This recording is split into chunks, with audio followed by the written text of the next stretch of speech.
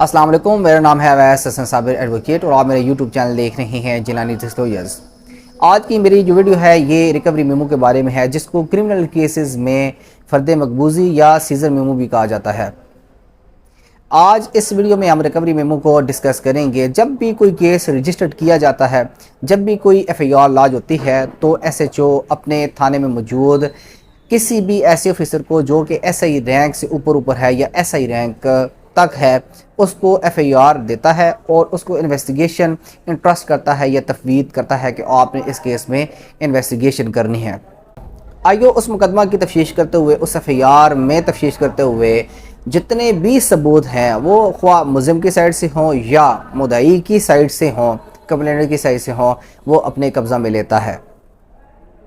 अब वो कैसे कब्ज़ा में लेता है, उसका तरीक़ाकार है जिसको फ़र्द मकबूज़गी के ज़रिए हम ज़्यादा आसानी के साथ समझ सकते हैं। अब जितनी भी चीज़ें हैं वो फ़र्द मकबूज़गी के ज़रिए चूँकि कब्ज़ा में ली जाती हैं, तो हम फ़र्द मकबूज़गी को सबसे पहले डिस्कस करेंगे।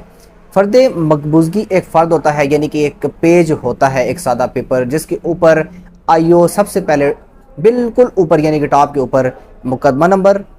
मोरखा,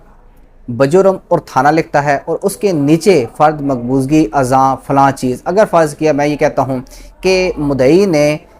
वक़ुआ रात को देखा और बल्ब की रोशनी में देखा। अब ये बात जब वो IO को बताएगा कि मैंने फ़लाँ बल्ब की रोशनी में ये वक़ुआ देखा, तो IO का ये काम बनता है कि वो उस बल्ब को अपने कब्ज़ा में ले। अब फ़र्द मकबूज़गी किस किस चीज़ की बनती है, तो मैं आपको बता देना चाहता हूँ। हर उस चीज़ की फ़र्द मकबूज़गी बनती है कि जो एक तो माल मुकदमा है, यानी कि उसका कुछ ना कुछ तअल्लुक़ मुकदमा के साथ है, और दूसरी बड़ी बात यह है कि वो चीज़ अल्ट्रेशन के भी काबिल हो, यानी कि हर वो चीज़ जिसको बाद में तब्दील किया जा सकता है या बाद में तब्दील किए जाने के इम्कानात होते हैं, उसकी फ़र्द मकबूज़गी बनती है और उसको बज़रिया फ़र्द मकबूज़गी सीज़र मेमो या रिकवरी मेमो के थ्रू कब्ज़ा में लिया जाता है, ताकि बाद में उसको तब्दील ना किया जा सके। फ़र्द मकबूज़गी के ज़रिए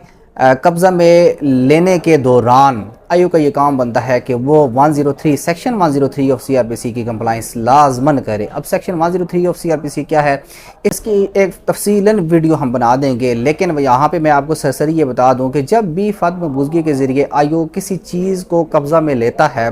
तो उसका ये काम बनता है कि वहाँ पे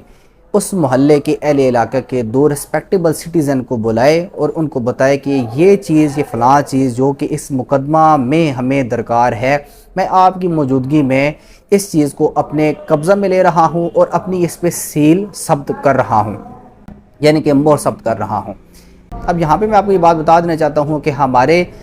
सिस्टम में आपको ये बात पता है कि कोई भी बंदा किसी भी क्रिमिनल केस में गवाही नहीं देना चाहता, तो इसी वजह से कंप्लाइंस ऑफ 103 को माइन्यूटली देखना तो चाहिए, लेकिन कोर्ट्स उसको इस वजह से नहीं देखती कि हमारे मुआशरे में कोई भी बंदा क्रिमिनल केस में गवाही देने से कतराता है।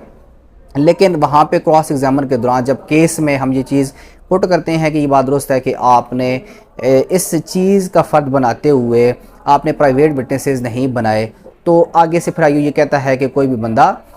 ये नहीं चाहेगा कि वो क्रिमिनल केस में अपने आप को फंसाए। तो अगला क्वेश्चन हमारा ये होता है कि क्या ये चीज़ आपने अपनी ज़िम्नी में या अपनी पूरी इन्वेस्टिगेशन में कहीं भी मेंशन की कि आपने फ़लाँ बंदे को बुलाया और वो आया नहीं?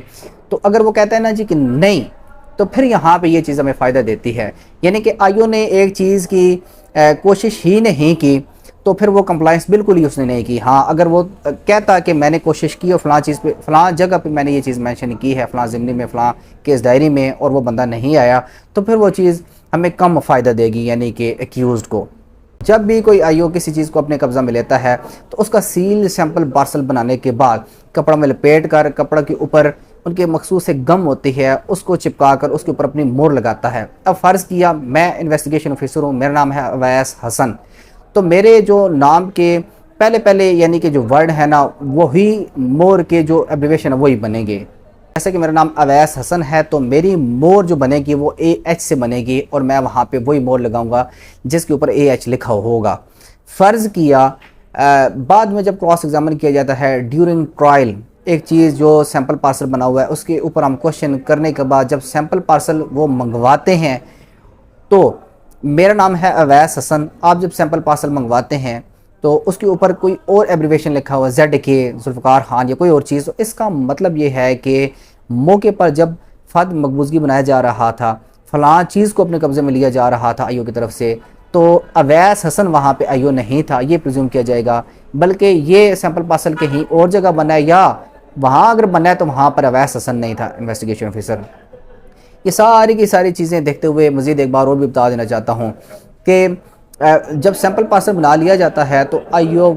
मुहर्रर मलहाना को जाके वो सबमिट करवाता है कि ये चीज़ फ़लाँ मुकदमा में मैंने अपने कब्ज़ा में ली है, और उसका इंदराज मुहर्रर मलहाना रजिस्टर नंबर 19 में करता है। और अकॉर्डिंग टू पुलिस रूल्स 1934 मुहर्रर मलहाना इस बात का पाबंद होता है कि वो रजिस्टर नंबर 19 का सीरियल नंबर जिसमें वो माल मुकदमा दर्ज करता है, वो सीरियल नंबर फहद मकबूज़गी पर भी लिखे। लेकिन हमारी रोज़मर्रा की रूटीन में ये बात नहीं देखी जाती। सारी की सारी चीज़ों को देखते हुए, यानी कि फहद मकबूज़गी, seal sample parcel, register number 19, investigation and ज़िमनिया, आप इन सारी की सारी चीज़ों को मिला के जब पढ़ेंगे और उसके बाद जब आप ट्रायल करेंगे या आप कंप्लेनेंट साइड से अपने गवाहान को तैयार करेंगे, उनको इन चीफ तैयार करेंगे, शहादत तैयार करवाएंगे, तो आपको फ़ायदा हो सकता है। बहुत बहुत शुक्रिया।